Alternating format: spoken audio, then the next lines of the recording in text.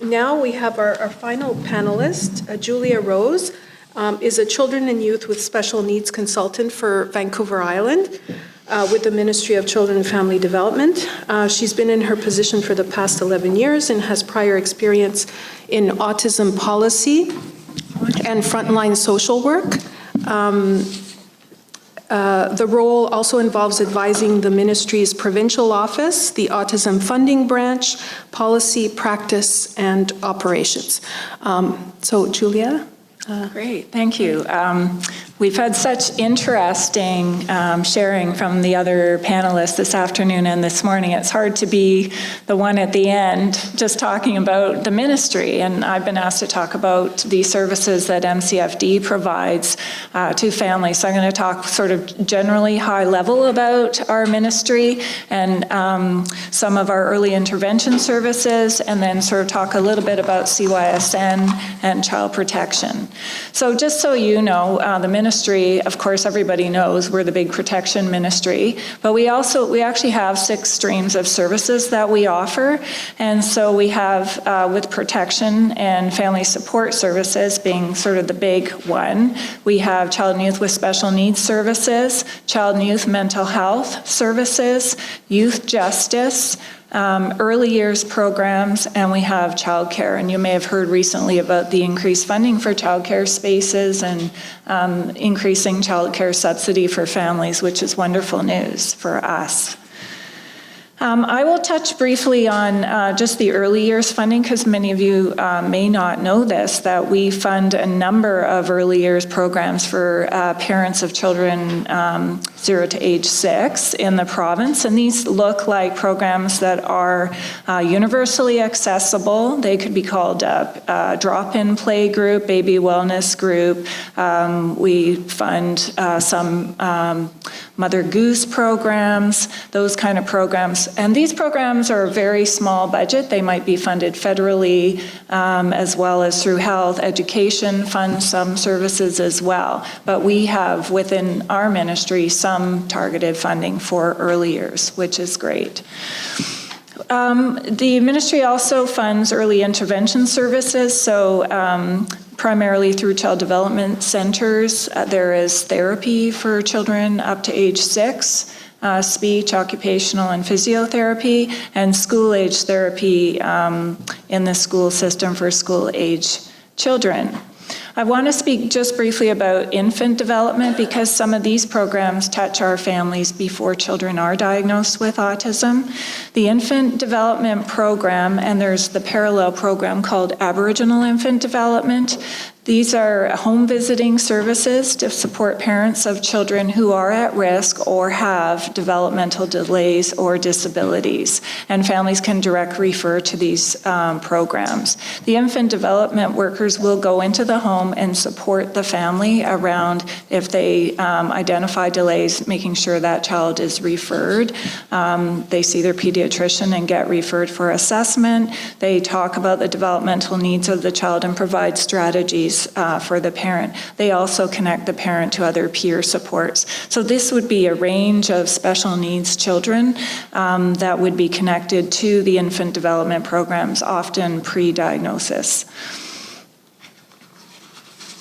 So now I'm going to just talk briefly about children and youth with special needs services stream in our ministry.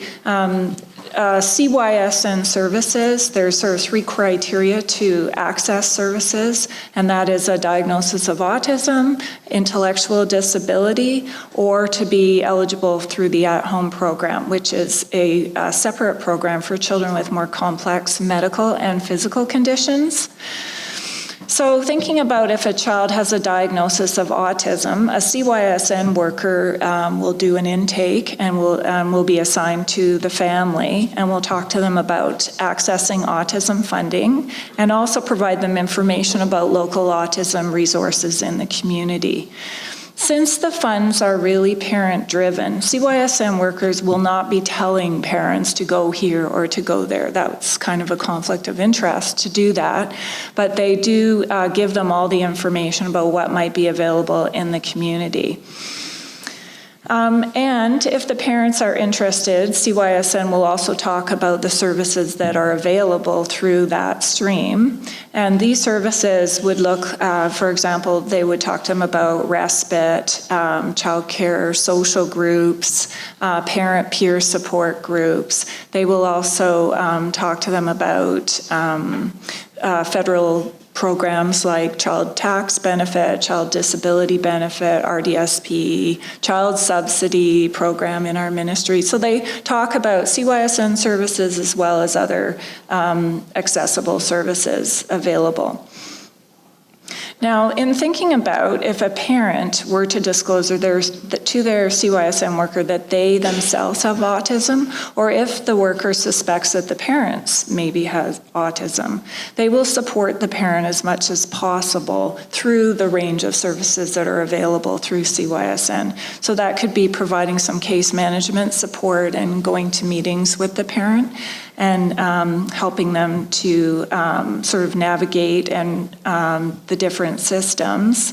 There may be a family support advocate in the community that could be connected to the parent to provide more hands-on support and advocacy. In terms of the autism funding, a CYSN worker would probably help the parent in terms of accessing autism funding or accessing a CYSN behavioral consultant. And they could help the parent with strategies around their child's behaviors. So it's really focused on the child's behaviors that CYSN would be involved in supporting the family. And they could also offer a child care worker or respite to the family if that's would be beneficial.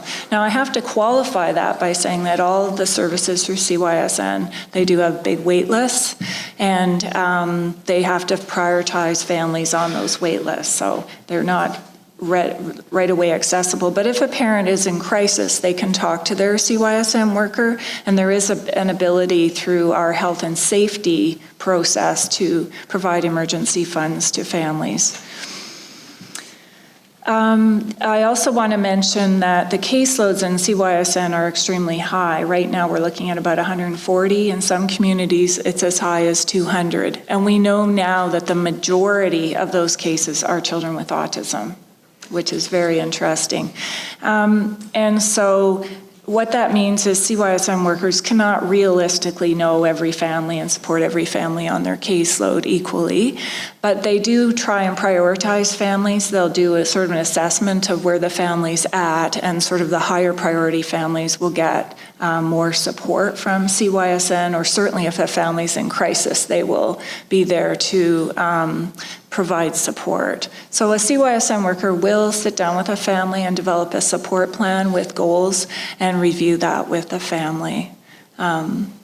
Yeah, so I think that's all I wanted to say about CYSN. I did want to mention briefly about Autism Information Services BC, which is also service that's available to families of children with autism. They're available by phone or drop-in support, and they're there also to advise and support families in addition to CYSN workers. I will just talk briefly about child protection services. I don't have a child protection background, so I'm certainly not an expert in this program area, but CYSN and child protection do work collaboratively together when both are involved. If the ministry does get a concern, a child protection concern from someone in the community about a parent, then it's possible that a child protection worker does get involved. And the focus of planning is really about what's getting in the way of the parent's ability to take care of their child. The ministry is putting more emphasis on family preservation. They don't want to take children away and put them in foster care. So the child protection worker will look at what least intrusive supports there are to support the family. So maybe putting in a family development worker, or making a referral to some kind of parenting group, education support, that kind of thing. And they will work closely with CYSN as well. More recently, the ministry has also expanded out-of-care options for families. So if the ministry is in a situation where a child temporarily cannot live with their parent, then the child they will look at, is there a relative or family members that the child can stay with? And there is even funding to provide some maintenance support to the relatives while that child is there.